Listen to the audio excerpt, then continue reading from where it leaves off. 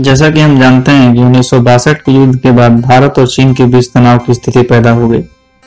दोनों देशों ने अपनी सीमाओं को सुरक्षित करना शुरू किया। पंडित नेहरू को यह समझ आ गया था कि उनकी हिंदी चीनी भाई भाई की नीति कितनी असफल रही और भारत को इसका कितना मूल्य चुकाना पड़ा। देर से ही सही पर अपनी गलती को स्वीकारते हुए भारत ने चीन से लगे सीमावर्ती इलाकों को सुरक्षित करना शुरू किया। भारी मात्रा में सैनिकों की तैनाती की गई।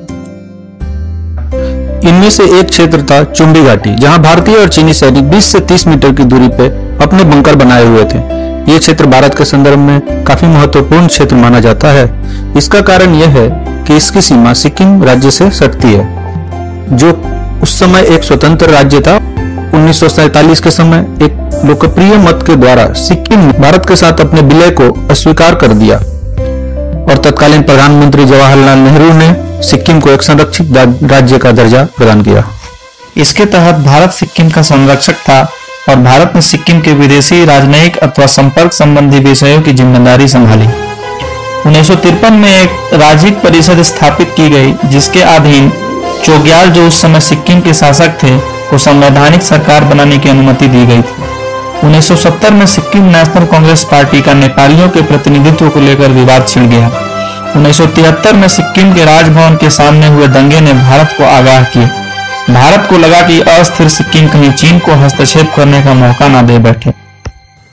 भारत की प्रधानमंत्री श्रीमती इंदिरा गांधी ने इस मौके का सही इस्तेमाल करते हुए माननीय BS दास को मुख्य प्रशासक के तौर पर नियुक्त किया। सिक्किम के प्रधानमंत्री दोरजी के अनुरोध करने पर सिक्किम को भारतीय गणराज्य में सम्मिलित करने का फैसला किया गया और उसके लिए एक जनमत संग्रह किया गया। इस जनमत संग्रह में सिक्किम की करीब 98% जनता ने भारत में विलय को स्वीकार किया और अंततः 16 मई 1975 को सिक्किम को भारत के 22वें राज्य के रूप में स्वीकार किया गया।